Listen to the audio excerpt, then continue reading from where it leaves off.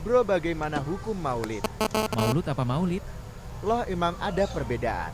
Ada dong, makanya harus ngerti tata bahasa. Jelasin dong, aku gak ngerti.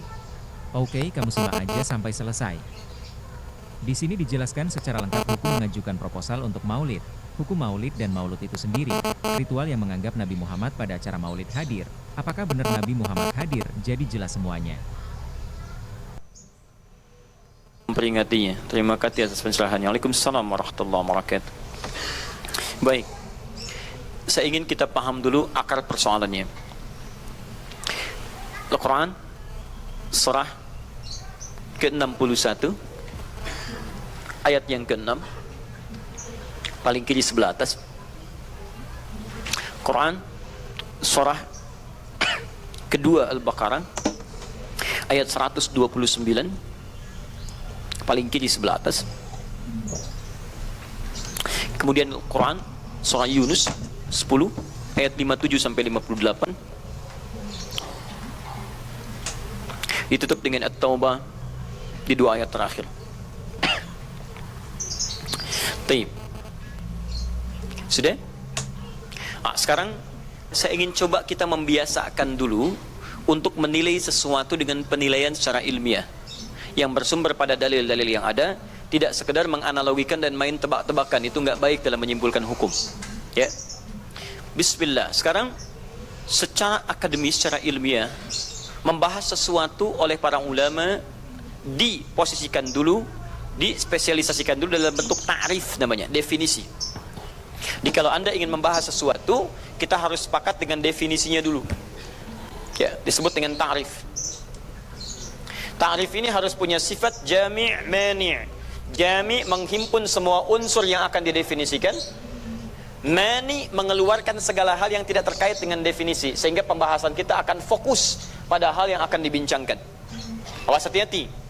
Kita ingin berbicara tentang sesuatu, tapi kita tidak sepakat dengan definisinya. Bagaimana bisa menyimpulkan hukumnya? Dan kelemahan orang-orang sekarang, ketika berbicara hukum, dia tidak tahu apa yang dibincangkan.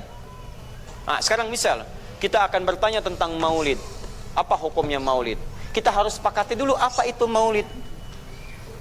Awas, ini penting ini. Banyak masalah yang muncul sekarang tapi tidak disepakati tentang ini.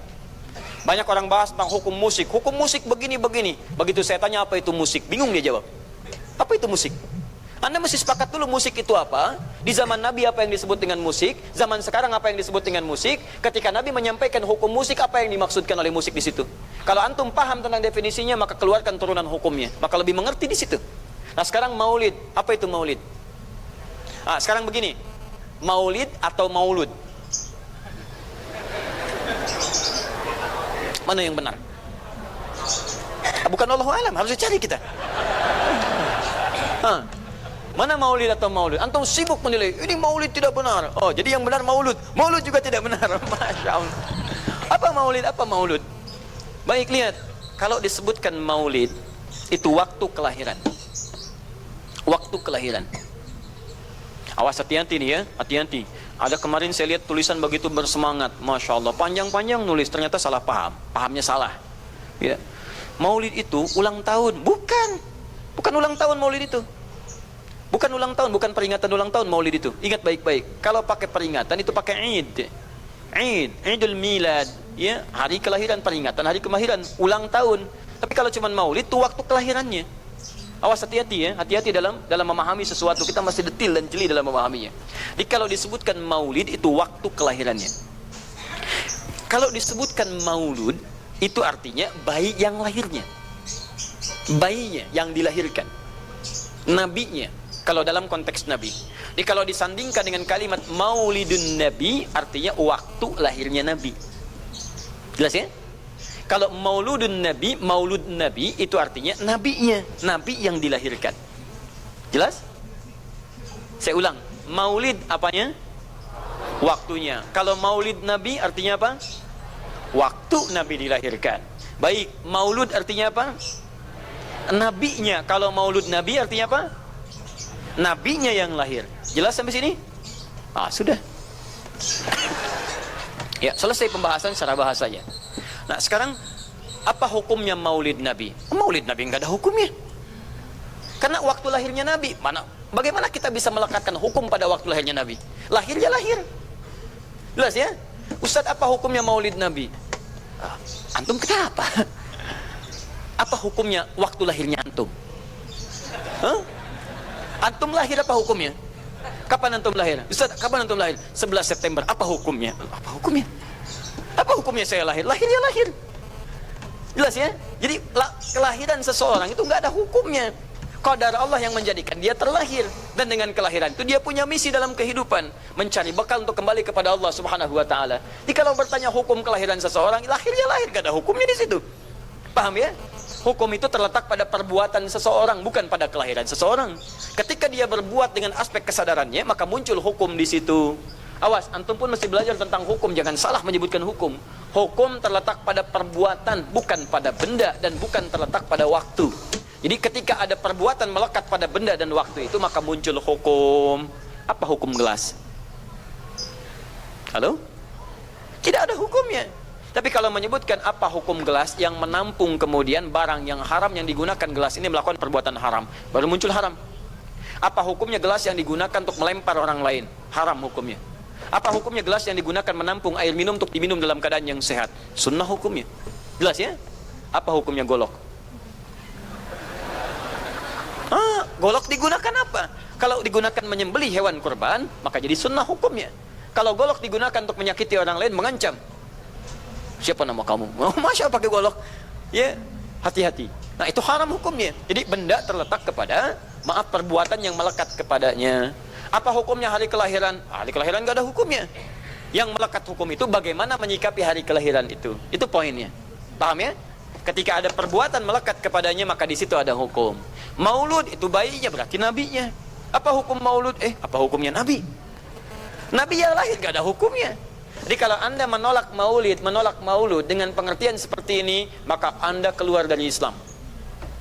Kalau dalam hukum seperti ini, saya menentang maulid Nabi, berarti anda menentang kelahiran Nabi SAW. Saya menentang maulud Nabi, berarti anda berhadapan dengan Nabi, anda musuh Nabi. Jadi kalau anda dimaksudkan dengan kata maulud dan maulid, anda tidak bisa menentangnya, bisanya menerima. Saya menerima. Kenapa? Karena dalam pengertian bahasa, maulid itu artinya waktu kelahiran. Maulud artinya nabinya. Jangankan saya, siapa saya dibandingkan Nabi Isa alaihissalam? Nabi Isa itu hidup 600 tahun sebelum Nabi Muhammad SAW dilahirkan. Nabinya belum ada. Nabi Isa sudah ada. Tiba-tiba umatnya menduga Nabi terakhir itu Nabi Isa. Karena Nabi Isa punya sifat yang mirip di ramalan kitab yang mengatakan Nabi terakhir itu punya sifat baik dengan masyarakat lingkungan sosialnya. Dan Nabi Isa itu lembut luar biasa, jangankan pada manusia, pada hewan pun itu lembutnya luar biasa. Jalan dengan muridnya, di perjalanan kemudian ada aliran anak sungai melihat bangkai hewan, sudah jadi bangkai, baunya luar biasa. Kata muridnya, guru, bau sekali bangkai ini. Kata Nabi Isa alaihi salam, Al-Masih, yang disebut oleh sementara orang dengan Yesus, itu Nabi bukan Tuhan. Nabi beliau mengatakan, kata Nabi Isa, perhatikan, begitu putih sekali dan bersih giginya. Kata muridnya, Tuan Guru, kenapa anda mengatakan demikian? Kata Nabi Isa, karena manusia hanya akan menyampaikan apa yang ada dalam benak pikirannya. Jadi kalau pikiran anda kotor, anda akan melihat bangkainya saja. Tapi kalau pikiran kita baik, kita akan mencari yang terbaik dari hewan itu. Bukankah dia ciptaan Allah? Bukankah dalam setiap ciptaan ada hikmah dan kebaikan? Perhatikan bagaimana putih bersih giginya. Jadi kalau bangkai saja bisa menjaga kebersihan gigi, kenapa kamu yang masih hidup tidak mesti? Ya minimal kamu jaga perasaan. Minimal jaga perasaan, kan? Tapi itulah luar biasa. Di sini sering diambil hikmah bahwa teko akan mengeluarkan isi tekonya. Isinya kopi, keluar kopi. Isinya air bening, keluar bening. Isinya susu, keluar susu. Demikian juga kita. Bayangkan, Nabi Isa bukan hanya pada manusia, pada hewan yang telah jadi bangkai pun itu, mohon maaf, kalimatnya dan sikapnya begitu indah luar biasa. Maka diduga oleh kaumnya itu Nabi dan Rasul yang terakhir. Saat mendengar kalimat itu, kata Nabi Isa, bukan saya. Nabi terakhir punya sifat sama seperti saya dalam hubungan dengan makhluk. Jadi bukan cuma dengan manusia, dengan hewan jangan sakiti. Kalaupun menyembelih, jangan sakiti hewannya. Makanya Nabi ini akan memberikan isyarat-isyarat yang sangat indah. Masya Allah. Pada tumbuhan dia jaga. Tapi Nabi yang terakhir ini punya keunggulan yang tidak bisa disaingi oleh Nabi-Nabi lainnya. Apa itu? Ibu bapak sekalian, tingkat kedekatannya dengan Allah luar biasa. Ibadahnya luar biasa. Dalam bahasa Arab, tingkat kebaikan yang terkait dengan makhluk secara sosial, itu kalau satu kebaikannya disebut dengan Mahmud. Tapi kalau banyak kebaikannya disebut dengan Muhammad. Muhammad. Tapi kalau hubungan dengan Allah, ya dengan Khalik, kalau punya tingkat hubungan yang baik, satu sisi saja disebut Hamid namanya, Hamid. Antum rajin tahajud tapi belum konsisten puasa sunnah, maka antum namanya Hamid. Perempuannya Hamidah. Misal ada perempuan namanya Wanda, pakai Hamidah, Wanda Hamidah. Ya, itu artinya yang dekat dengan Allah.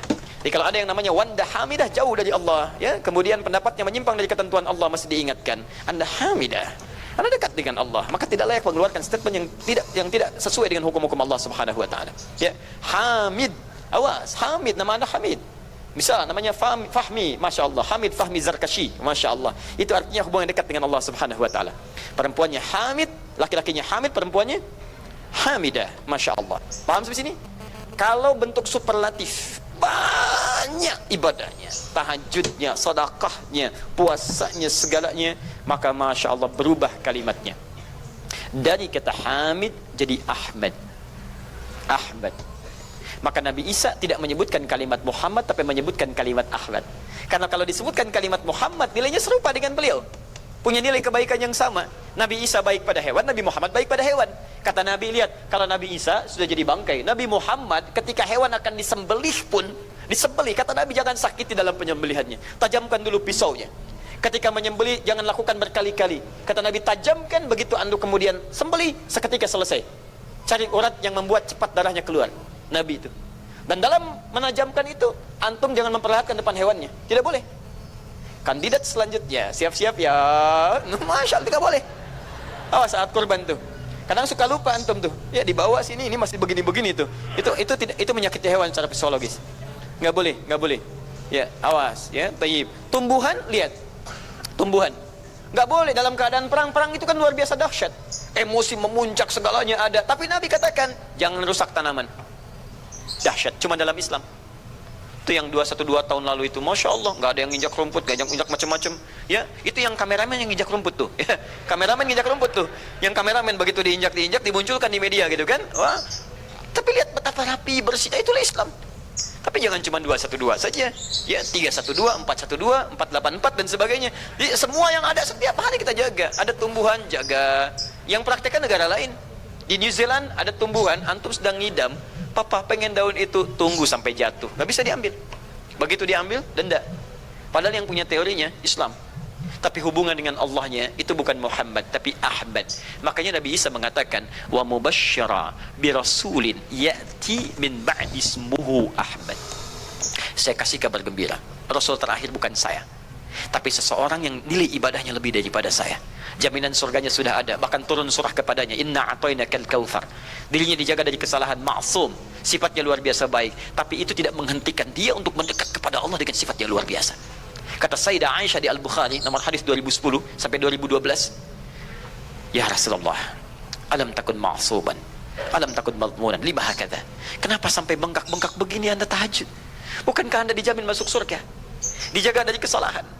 Apa kata Nabi? Afala akunu abdan syakura. Apa aku nggak boleh jadi hamba yang bersyukur kepada nikmatnya Allah Subhanahu wa taala? Tahajudnya sampai bengkak. Nabi, Rasul, ahli surga, dijaga dari kesalahan, tidak ada hisabnya, masih mau tahajud sampai bengkak kakinya. Ditanya oleh istrinya, kenapa sampai begini? Kata beliau, ringan saja, nggak boleh aku bersyukur. Masya Allah, ada orang Nabi bukan, Rasul bukan, surga belum ada jaminan, amal berantakan, hisab menegangkan. Masya Allah, bangun mata bengkak, kaki biasa. Tahajud tidak subuh lewat. Ini Masya Allah, cita-cita surga Firdaus. Luar biasa. Makanya Nabi Isa mengatakan Ahmad bukan Muhammad. Dan ini bukan isyarat Nabi baru, karena nama yang melekat pada Nabi terakhir semuanya sifat, bukan nama zat. Ini bukan melegalkan ada seorang bernama Nabi baru datang kemudian namanya Ahmad, bukan. Kata Nabi, saya Nabi terakhir, la Nabi ya ba'di, nggak ada Nabi setelah saya. Jadi nggak ada istilah Ahmadi, pengikut Ahmad nggak ada. Ya, dalam arti pengikut Nabi Muhammad sallallahu alaihi wasallam. Yang jadi clue persoalan kita terkait dengan pertanyaan ini, Anda bisa bayangkan, Nabi Isa 600 tahun sebelum lahirnya Nabi Muhammad sallallahu alaihi wasallam. Perhatikan, ikutan bahagia dengan kelahiran Nabi, sampai kebahagiaannya diungkapkan pada umatnya. Saya kasih kabar gembira ya, nggak mungkin orang kasih kabar gembira perasaannya sedih. Kenapa saya kasih kabar gembira? Nggak ada. Kasih kabar gembira itu dalam keadaan bahagia hatinya. Kalaupun menangis, tangisan kebahagiaan. Anda bisa bayangkan, Nabi, Rasul, mukjizatnya hebat, sekali usap penyakit sembuh, menghidupkan orang mati, keduanya dengan izin Allah Subhanahu wa taala. Bahagia dengan kelahiran Rasul sallallahu alaihi wasallam. Antum Nabi bukan, Rasul bukan. Maaf, tidak punya mukjizat seperti Nabi Isa. Mayat dipanggil-panggil enggak bangun, diusap penyakit makin sakit. Tuh, lalu antum tidak bahagia dengan kelahiran Nabi, antum siapa? Nabi Isa aja bahagia, masa antum bukan Nabi tidak bahagia? Dan hebatnya, ada orang bisa bahagia, nabinya belum lahir. Biasanya sifat bahagia dalam kelahiran itu setelah bayinya lahir, bukan sebelum lahir. Alhamdulillah. Akhi, kenapa antum? Alhamdulillah, saya punya anak laki-laki namanya Abdurrahman. Kapan? Nanti setelah menikah. Masya Allah. Nikah aja belum, kenapa bisa memberikan kabar gembira? Antum kenapa, akhi? Itu dia, akhi boy tiba-tiba seperti itu. Orang bingung, akan bubar pengajian kalau ustadznya begitu. Ya, jadi mustahil ada orang memberikan kabar gembira ketika bayinya belum lahir. Tapi kemuliaan Nabi Muhammad SAW menjadikan seorang Nabi Isa belum lahir, nabinya sudah merasakan gembira dan memberikan kebahagiaan pada umatnya. Kalau bukan Nabi Muhammad, mustahil ada kemuliaan tersendiri bagi Nabi Muhammad SAW. Setiap Rasul menantikannya, Nabi Isa menantikan. Masa antum tidak menantikan itu? Jadi kalau ada orang menolak maulid dalam arti waktu kelahirannya, maka dia telah ingkar pada Nabi Muhammad SAW. Maulud Nabi Ibrahim alaihissalam. Antum kenal Nabi Ibrahim? Masya Allah, luar biasa.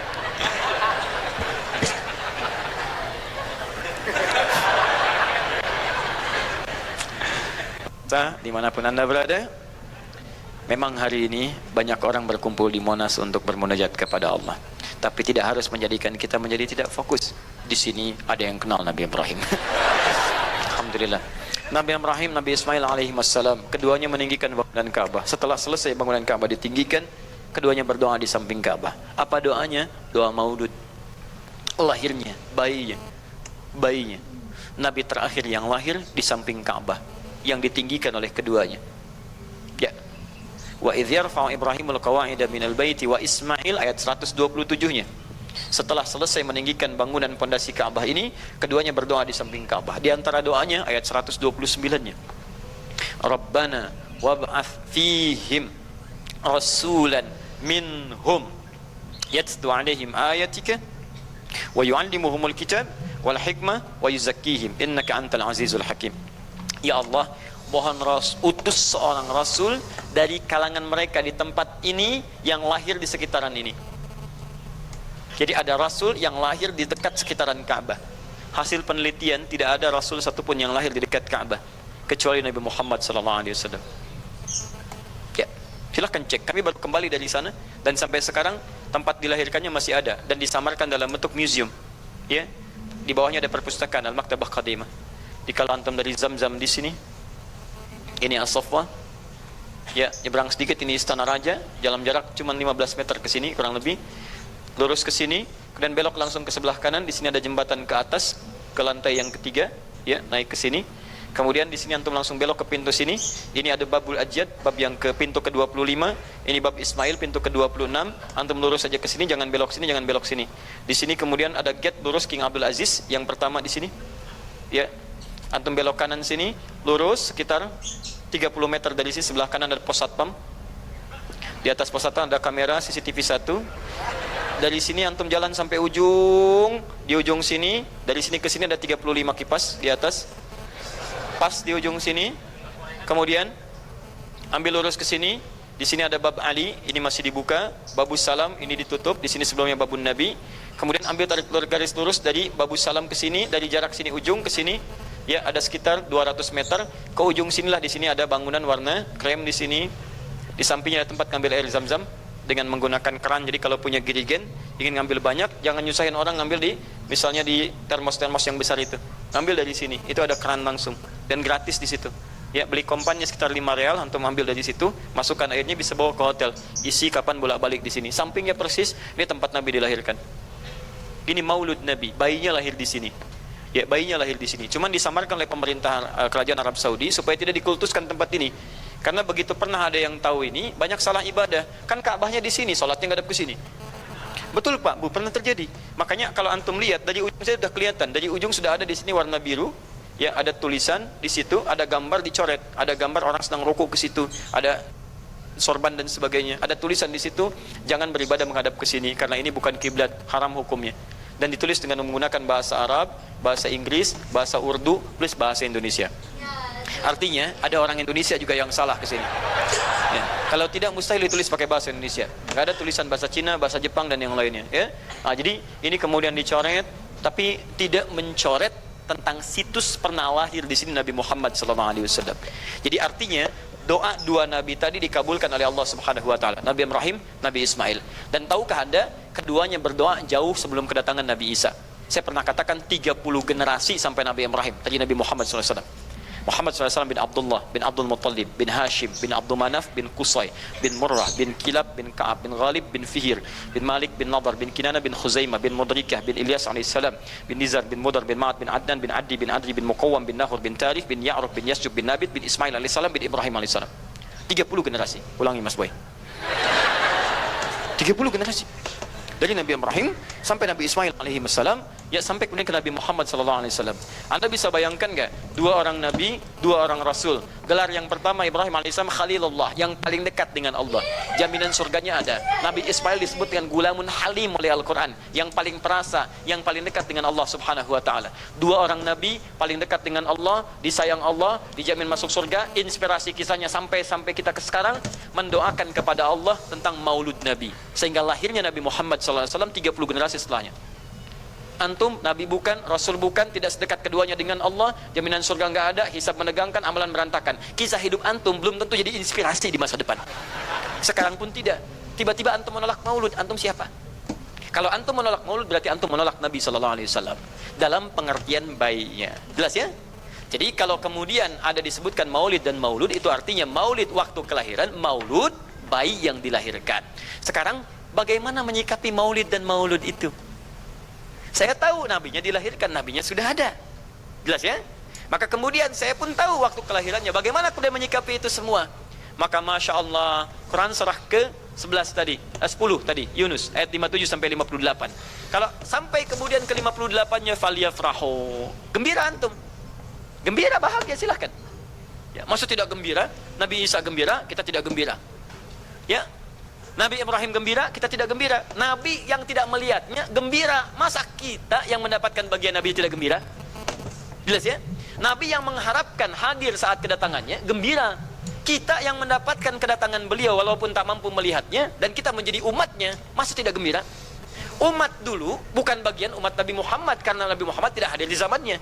Gembira dengan berita kedatangan Nabi Muhammad, padahal nabinya belum datang. Masa kita yang jadi umatnya, yang nabinya telah kemudian kita dapati walaupun tidak melihatnya, masa kita tidak ikutan gembira? Maka pertama kita mesti gembira. Maka yang kedua, bagaimana mengekspresikan kegembiraan itu? Maka contoh-contoh dari Nabi SAW, bagaimana mengekspresikan kegembiraan dengan Nabi SAW itu, pertama Nabi sendiri menyikapi hari kelahirannya dengan berpuasa di hari Senin. Jelas ya? Ini bagi Nabi sendiri pribadinya. Nanti jadi hukum untuk kita. Maaf, saya akan tafsirkan lebih luas karena ini jadi hukum-hukum turunan.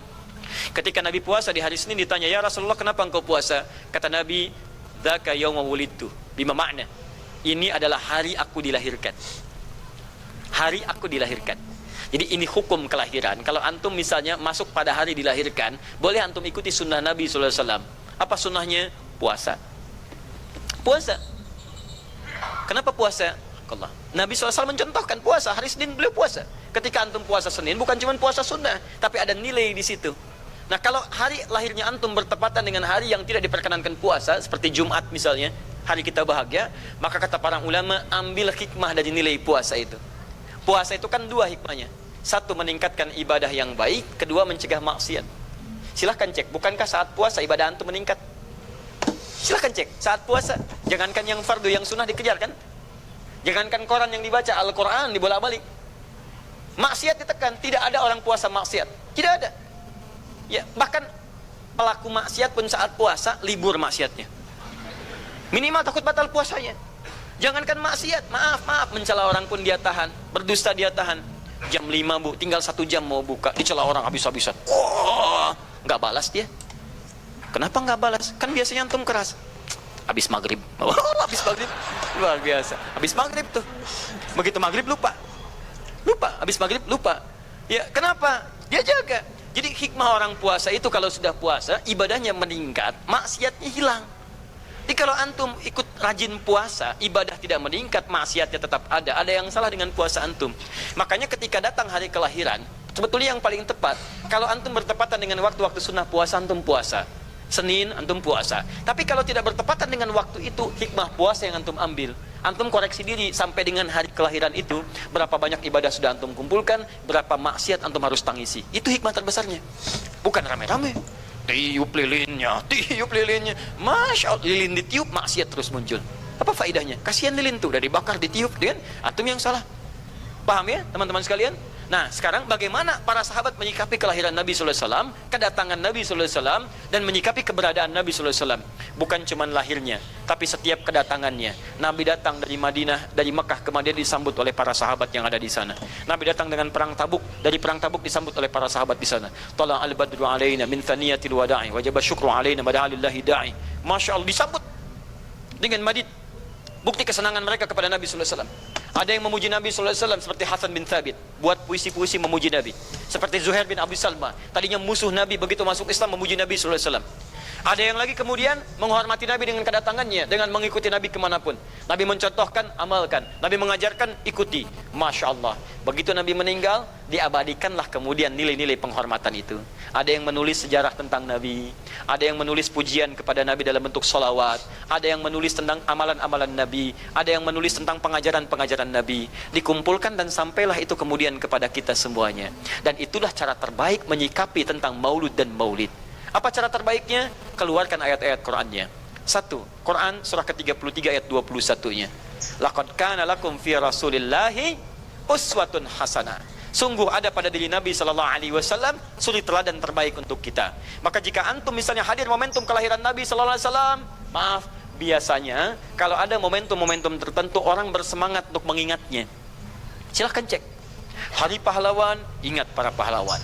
Hari pahlawan berakhir, tidak ingat lagi. Hari kemerdekaan, ingat sampai pinang dipanjat-panjat. Ya, begitu dipanjat, kenapa panjat pinang? Masya Allah, menghormati pahlawan. Hari pahlawan sampai naik panjat pinang. Luar biasa. Ada yang tarik tambang, ya, menghadirkan energi para pahlawan. Antum bisa bayangkan, momentumnya ada. Begitu hilang itu semua, tiba-tiba hilang lagi kemudian ingatan kita. Artinya, selalu ada momentum untuk mengajak kita mengingat sesuatu. Begitu Ramadan, ingat lagi amalan. Hilang Ramadan, hilang lagi kemudian amalan.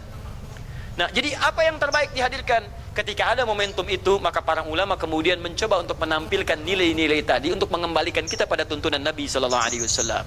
Maka ditulislah kemudian sirah-sirah Nabi, disampaikan untuk mengenalkan Nabi Muhammad sallallahu alaihi wasallam. Mumpung mereka ingat, disampaikanlah pengajaran-pengajaran tentang Nabi, disampaikan ada pujian-pujian salawat kepada Nabi. Kalau yang dimaksudkan tentang nilai-nilai ini, maka dari dulu sudah ada. Sudah ada. Dan yang sudah ada ini tidak dibatasi dengan waktu. Bukan muncul Rabiul Awal saja. Rabiul Awal ke Safar, datang lagi itu. Safar sebelumnya Safar, Rabiul Awal kemudian ke Rabiul Akhir, muncul itu. Ke Jumada, muncul itu. Jadi maulid itu tidak dibatasi dengan waktu. Setiap waktu itu maulid. Maulud tidak dibatasi dengan waktu. Setiap waktu itu maulud. Tapi kalau ada momentum bersamaan dengan waktu kelahirannya, kemudian kita hidupkan untuk mengenal kepada Nabi dalam bentuk yang tadi disunahkan dalam Al-Quran dan Sunnah, itu tidak ada masalah.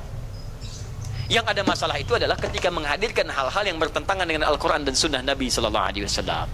Misal, maaf, dulu orang sudah terbiasa mengkaji tentang Nabi, menyampaikan risalah Nabi. Kemudian diisi misalnya, maaf, dengan hal-hal yang bertentangan dengan keadaan-keadaan Nabi. Misal, saya ingin mengajarkan tentang Nabi, tapi ketika mengajarkan tiba-tiba mengatakan pada saat ini Nabi pun datang bergabung bersama kita. Itu yang tidak kita sepakati. Jelas ya? Misal yang kedua, antum nih, mohon maaf, kerja di instansi, bertepatan dengan Maulid Nabi, kita adakan peringatan. Padahal antum cuma ingin mengeluarkan anggaran saja dari situ. Itu bid'ah. Bid'ah. Mengeluarkan anggaran, sekedar hanya ingin dapat anggaran untuk dalam momentum Maulid Nabi, itu yang bid'ah. Maulid bukan makan-makan. Jadi kalau antum mengadakan Maulid Nabi hanya sekedar untuk makan-makan, itu yang bid'ah. Tapi kalau antum ingin belajar menghadirkan momentum itu untuk mengisi ta'lim, sama aja dengan ta'lim kita sekarang. Apakah ada hadis Nabi mengatakan ta'lim khusus di hari Ahad jam 8 pagi sampai jam 10? Tidak ada. Di ta'lim kita bid'ah ini. Jadi kalau antum pahami setiap yang tidak ada contohnya itu bid'ah, Masya Allah, maka akan ada banyak bid'ah dalam kehidupan. Mushaf itu bid'ah, karena nggak ada contohnya zaman Nabi SAW. antum dari ujung kepala sampai ujung kaki itu bid'ah, karena antum tidak ada di zaman Nabi sallallahu alaihi wasallam. Ya, jadi jangan langsung menilai bahwa setiap maulid itu bid'ah. Bukan. Kalau momentum itu ingin diisi dengan taklim, ingin memperkenalkan Nabi, ingin mengajarkan syariat-syariat Islam, maka itu tidak ada masalah. Itu mengamalkan petunjuk-petunjuk ayat, bukan mengkhususkan di waktu itu, bukan. Karena taklim itu dibuka di setiap waktu, tapi menjadikan waktu itu untuk momentum, karena setiap orang sedang ingat Nabi pada saat itu. Das ya? Kapan lagi kita mendapati orang ingat Nabi? Maka ajarkan itu dan pesankan pada saat itu. Teman-teman, jangan cuma pada waktu ini ya, setiap waktu kita amalkan ingatan kita kepada Nabi sallallahu alaihi wasallam. Makanya saya kalau diundang, Ustadz ada maulid Nabi, saya datang untuk ceramah, untuk menyampaikan pesan-pesan terkait dengan Nabi sallallahu alaihi wasallam. Adapun masalah ritual-ritual saya tidak ikutan. Makanya paham, begitu saya datang pas ceramah, saya berikan ceramahnya. Nabi begini, apa itu maulid? Allahu alam. Bukan Allahu alam, kan antum bikin spanduknya di sini. Apa itu maulud? Bukan maulud. Maulud itu begini, maulid itu begini. Ketika kita terangkan, kita sampaikan, Masya Allah. Antum tahu apa yang terjadi? Mereka mulai sholat dengan baik, masjidnya mulai ramai. Besoknya tidak ada ramai-ramai lagi. Begitu ada maulid, ceramah lagi. Ternyata ceramahnya nggak sampai maulid lagi. Besoknya ceramah lagi. Ahadnya ada waktu taklim. Dan itulah cara terbaik untuk memberikan penjelasan kepada masyarakat untuk mencintai Rasulullah sallallahu alaihi wasallam. Paham ya? Jangan seketika, ini maulid bid'ah, Masya Allah. Antum tuh bid'ah dari kepala sampai kaki. Ya. Saya luar biasa kesal. Kadang ada orang bikin perbandingan begini, maulid Nabi, maulid zaman Nabi tidak ada, coret.